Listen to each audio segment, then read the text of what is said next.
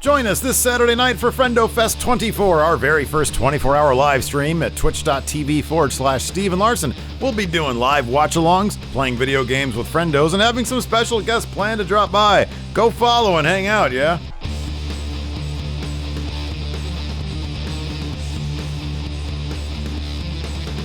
Hey, Friendo, Steve here.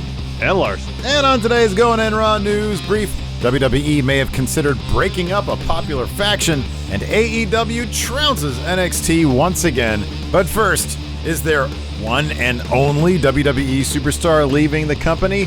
Larson, what's in the news?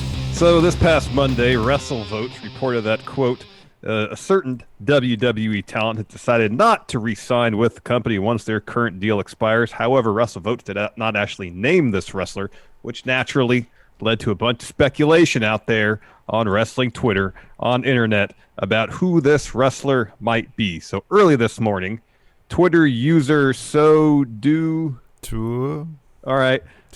suggested one and only name, Ricochet. This is what how do you pronounce that? I think it's just Rovert. So yeah. Like Rovert is like a Twitter user who's been around for like a long time and seemingly has some people that he may or may not know within NXT. Anyways, Rovert tweeted this. Take that for what you will. Rovert tweeted this early this morning. Quote, the leading person speculated that isn't re-signing with WWE seems to be Ricochet. He signed on the dotted line very early January 2018. The standard deal is 3 years. And a couple hours later, Rovert followed up, quote, I've received a number of messages saying that the WrestleVotes report is indeed about Ricochet.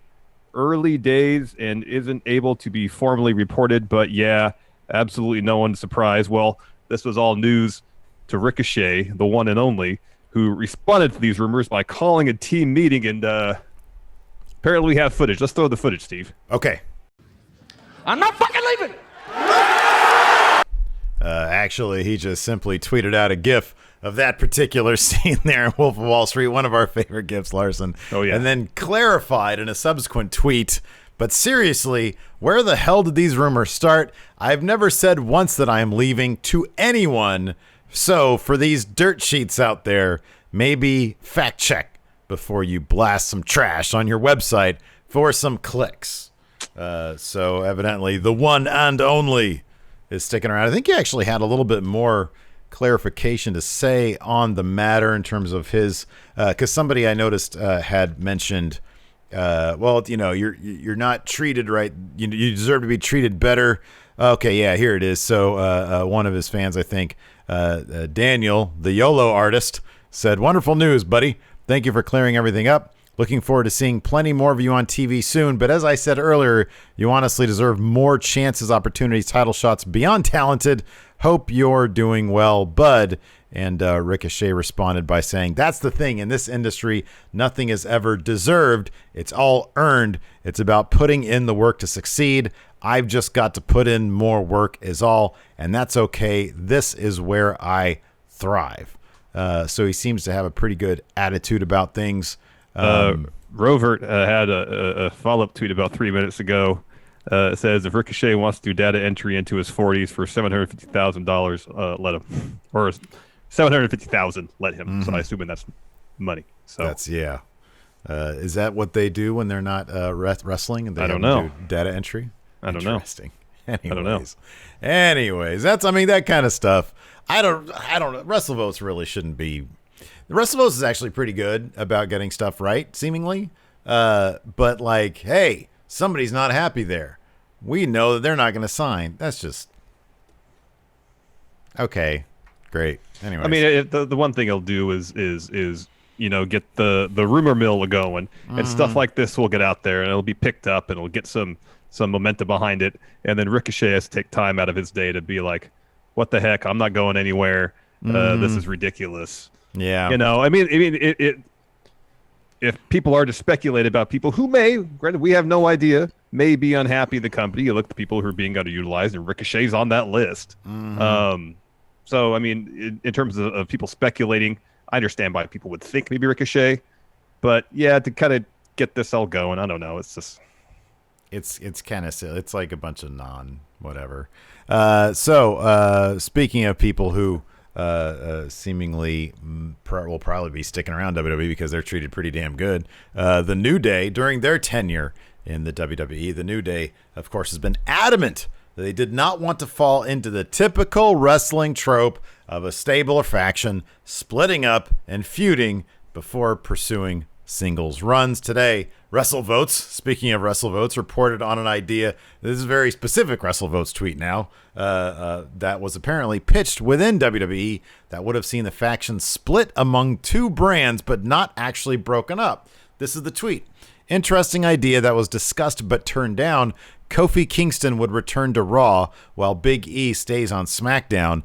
Both remain part of New Day, including gear and music, just on separate brands. And another twist, Xavier Woods would serve as a manager type appearing on both shows. So he would be the glue that sort of holds it together. Is this something that you ever would have been interested in seeing, Larson? I don't know if I would have been interested in it. I would have preferred that over the standard wrestling trope that was faction that they've decided they can't come up with any more interesting stories to tell with them. Break them up. They feud before going on their individual career paths. We've seen that countless times. The New Day especially is they kind of do things their own way. Mm-hmm. You know, they're all three of them are very true to who they are as individuals, and that resonates with people. That's one of the reasons they're so popular. Mm-hmm.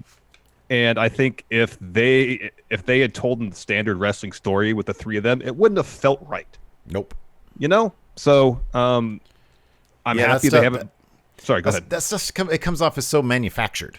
Yes. When they go that route, and with the New Day, it just wouldn't. They've been together for this long. They obviously have a strong relationship, a brotherhood. Mm-hmm. To have them, you know, one guy accidentally is the cause for another guy losing a match and they break up the faction. You know, the stories are never really that good with that kind of stuff, or all of a sudden one guy craves gold. I like how they're doing this. Hey, one guy wants to go after a goal of his, WWE title, and the other two support the guy. That seems actually more realistic too. Like people, you know. So, I don't know. Here's the thing. If WWE's TV was structured in a different way, I could see this idea working. If Big E was like, hey, I'm on this path, Kofi, maybe he gets drafted to Raw, we're not going to let that break us up. Mm-hmm. And you have Xavier Woods as sort of the glue that sort of binds them together. He's on both shows with both guys. If they had promos or some other storytelling device on TV where we would still get to enjoy the chemistry between all three guys, then I could see that as something that could be entertaining. But if it's just, I never get to see Big E and Kofi or all three of these guys together, and the way WWE does things, it doesn't, this is kind of related. Aleister Black over the last couple days has a really awesome Instagram video that he put together. Reminded me in terms of the quality of the kind of stuff Mustafa Ali would put together, and it seems like Aleister Black just went out and did this on his own. A little bit of explanation in terms of why his character is now kind of a bad guy or whatever. Mm-hmm. It's really strong stuff. Sadly, I don't think it'll ever see the light of day on TV. I know. The New Day seem, similarly, they could take to their social media and maintain, the three-man chemistry, but I want to see that stuff on TV for it really to be made real, Yes. So I think there is a way that could work. I don't have faith that WWE would be able to execute it in a way that would be fulfilling. No, not at all. Not at all. All right, man. The Wednesday Night War is back. Both shows had an opportunity to get out there and say, hey, without competition, this is why you should be watching us. So obviously, both shows came back in competition, head-to-head. Who's the winner, Larson? AEW, man. AEW. Oh, no. Both NXT and AEW viewership numbers down from last week. Guess to be expected. However, AEW notched another head-to-head ratings victory. This is what the numbers look like. So AEW garnered 886,000 viewers, 0.34 in the all-important. Really the only number that matters. 18 to 49 demo. Last week, yeah, they're a little bit over 1 million. The demo number held pretty strong, though. Last week's 0.37, 0.34 this week. Good. NXT, last week, 838,000. This week, 689. The 18 to 49 demo, 0.22 last week, 0.18, 0.18 this week. So both down about 150,000 viewers. Ooh, AEW bleeding viewers. Okay, so last night was the 16th. What has it been? Was it 2 weeks ago? No, it was 3 weeks ago that they went head to head last, right? Last time, yeah. Oh, what was that? August. Last week of August. I don't know. I have a calendar here I can pull up, I'm sure. 8. It would have been the come on thing, work 26th. I'm kind of curious what the ratings were for the last time. Here we go, August 26th, NXT ratings. Okay, here we go. Oh, here we go. Okay, cool. Here we go. That's weird. NXT, it said 824,000. Oh, so it wasn't the 26th. It wasn't the 26th. It was a week prior. According to this, the last week they went head to head was the 12th of August. Wow. Does that sound right? I guess it sounds right. I didn't know the NBA playoffs been going on that long. Okay, so last time they went head to head, it was AEW 792 to NXT's 619.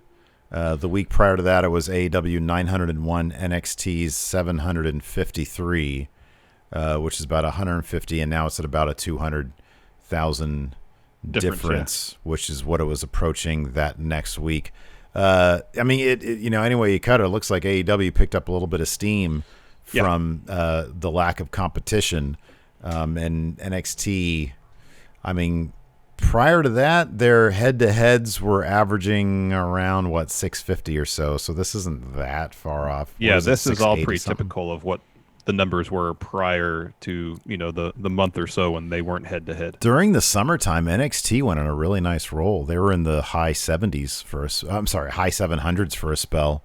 Well, the episode of NXT TV where Keith Lee won the title, that did really well. Yeah. You can't pop them every week. So, nope. Yeah, I don't know. It'd be interesting. I mean, it's just interesting to find out, I'm curious what the value proposition is to Vince and WWE, whether it's more important for NXT to kind of chip away at AEW's numbers as opposed to doing well on its own on its own night. Seemingly, they can only slow it. I mean, that's what they can. That seems to be the case because, what do we have here before? What was it? It was 889. Yeah. Oh wait, what was 889? AEW 886. 886. I mean, if you take head to head, that's a pretty damn good number. Mm-hmm. I mean, on August 5th, they broke 900. Mm-hmm. But beyond that, that's the best number they've done head to head for a while. Now, if they weren't head to head, you could speculate maybe they would have grabbed the 150,000 or so that sort of, are the same, and they would have cleared 1 million again. Mm-hmm. Yeah, my math is right on that. Yeah, 150%. So I mean, if the idea is, well, let's keep them from getting 1 million. I mean, in the long run, they're going to get there. Probably, even if you have NXT against them. I mean, I don't know. It seems like the best thing to do is put NXT its own night. Just let NXT succeed on its own, and not really concern yourself too much with what AEW is doing. If you're USA, you look at this number. Why wouldn't you say, okay, move it to Tuesday? We're paying you guys. Move it to Tuesday. I know. Vince? I know. Anyways, that's it for News Brief. We'll be back tomorrow with another News Brief, and of course, this coming Saturday, Friendo Fest 24, the 24-hour stream with just both of us. So, that should be a lot of fun. Thanks for watching, everybody. Till next time, we'll talk to you later. Goodbye. Also, more Miro. Yeah, he's going to speak more. Yeah. He's going to say more things. I'm sure Kip and Penelope Ford will be there, too. Yeah, probably. Anyways, I like Miro. He's great. Me too. Miro is great. Have you seen that new shirt of his? The Best Man shirt? It looks good. Like a Marvel shirt? That's good. rad. That's great. It's good.